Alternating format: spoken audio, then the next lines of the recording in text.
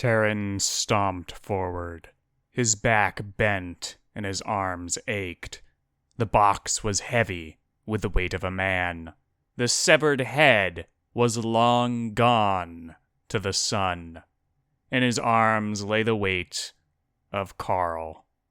The knight had lost consciousness, and his squire dragged him forward with inevitable determination. The village was near.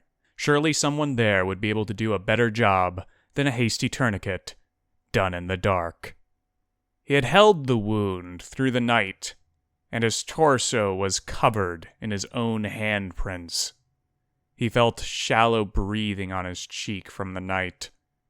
At first light he had begun, and now, as sun stretched to its zenith, he found what he was looking for. "Help! I need help!" A woman, blonde of hair and robust of frame, rushed out to him. "Quiet! We have unpleasant guests." Her worried eyes widened further. "Say, the men be after you. They have descriptions of you and the man you carry. Quickly, this way." The village roofs were made of thatch, and their walls of stone or wattle and daub. The woman helped him with Carl as they snuck past roving ruffians. Terran thought they looked familiar. They brought Carl to an elderly man who patched him up. "He shouldn't be moved anymore," the man said. The woman came rushing in. "It appears the Wallachians have left. They ride to the next town over after getting nothing out of this one."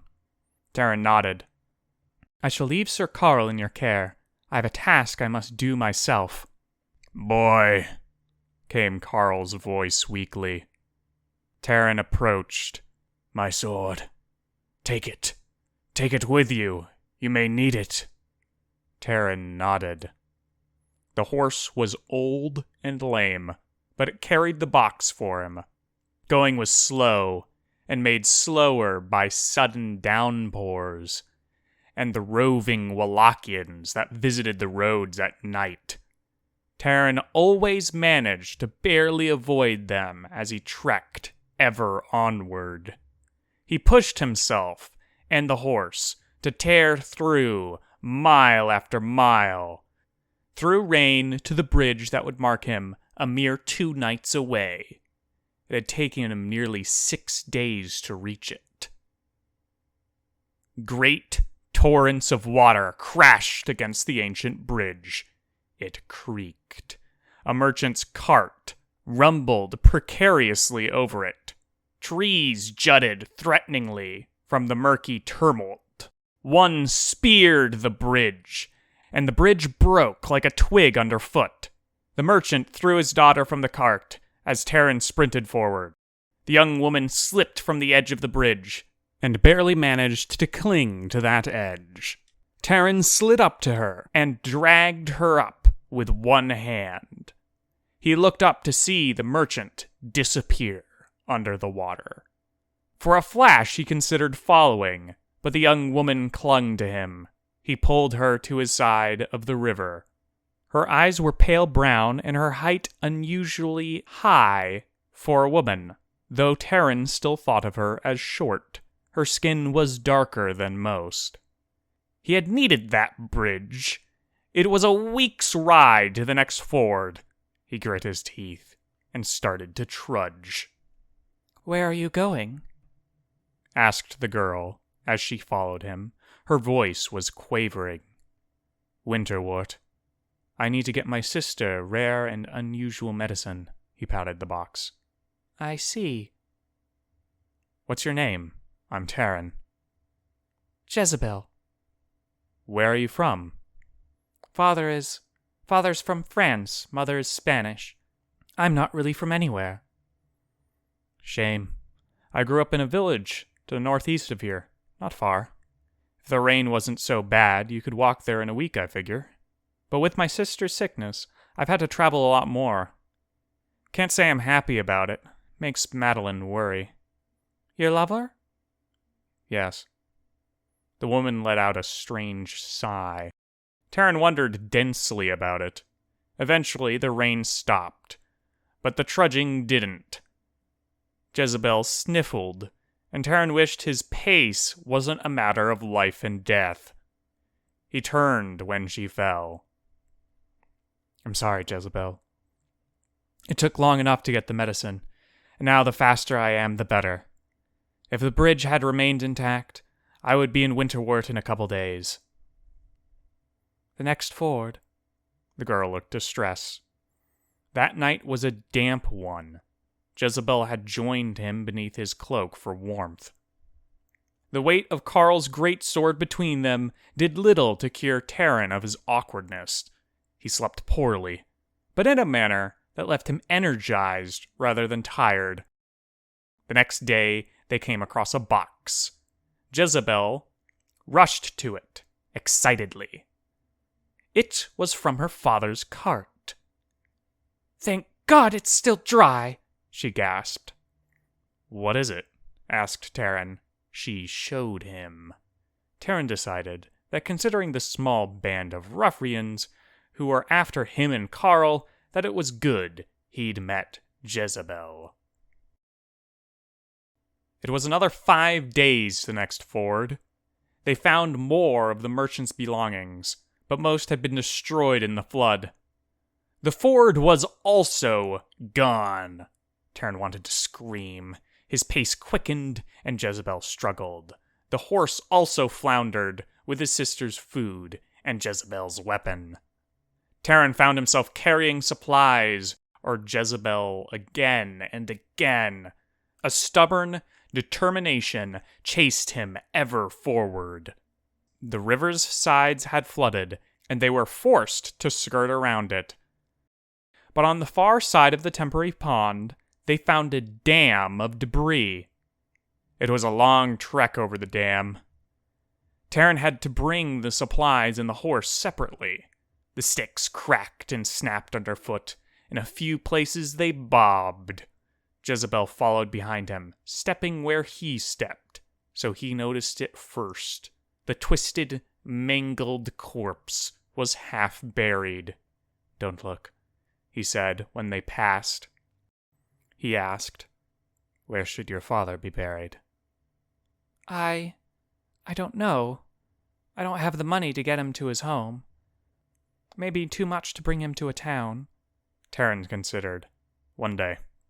This dam has bought us 1 day for you to prey on this." After crossing, Taryn returned to the merchant. Stick by stick, he removed that which entangled the man's crushed body. By nightfall, he pulled the corpse to the other side.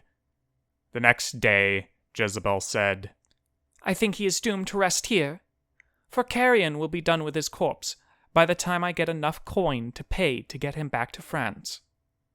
Taryn nodded. "If only I had a shovel." "Will you help me cremate him?"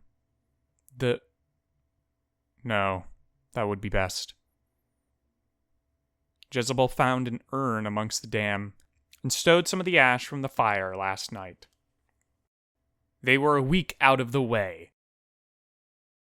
Taryn stripped the box off the horse and burst into a sprint. The sun disappeared behind the horizon. Jezebel and the horse rested in Winterwort as he charged through the brambles. "You're late!" screeched the witch. He threw the door aside, and it was nearly torn free. Nora was there in the back. She was stick-thin. Long limbs crumpled around her in a mess. Long scratch marks were left above her post. He threw open the box. A foul stench emerged, and a pale, headless body. It wheezed from its stump. Nora's finger twitched. It scratched at the post. But she moved not a muscle more. Taryn pulled the living corpse to her, pressing a slit wrist to her mouth. A slow trickle of blood came forth. Movement began in Nora's lips and tongue, then her head and neck. Soon she clutched at the other vampire with unholy strength. Then she stopped drinking. Her hands tore at the flesh, crunched through fingers and toes. Taryn's stomach somersaulted. At once he was glad to see health returning, but as she tore through a forearm, he cringed. Every part of him screamed wrong. True, she ate a monster, but that monster was fundamentally human, just like her. Grinding the bones to dust under her teeth, the crackling crunch of bone between teeth was a kind of awful, bestial sound that chilled Terran's soul. Sir Carl had claimed the consumption of vampire flesh would save her from the sin of eating the flesh of men. But at this moment, as the girl ate and swelled with the flesh of the monster, Terran knew that she did make that horrid sin. He left the hut. The chill calm of the night greeted him. The witch joined him. "I'm surprised Carl puts up with that." "It's never been that bad before. Or at least I never noticed. It feels wrong to say that any other killings were somehow better for my not seeing." "Because it is wrong, boy. But is it morally wrong? Are all unpleasant things morally wrong?" "I think so. No, a misuse of language. It is not unpleasantness for which I speak, but a horrid, terrible wrenching of the gut that leaves one shocked and speechless. A twisted act that unnerves. All acts that are unpleasant like that are wrong. They have to be, for the world to be sane." "So what? Are you going to keep crying about it, or are you going to do something? It's not like you can just let Nora starve." The woman stared at him for a long time. Doubt started to fill her as she gazed into the gloomy ruminations of the youth. Nora broke the dour atmosphere as she leapt from the hut. She twirled in the new dress made of deer leather dyed black and pink.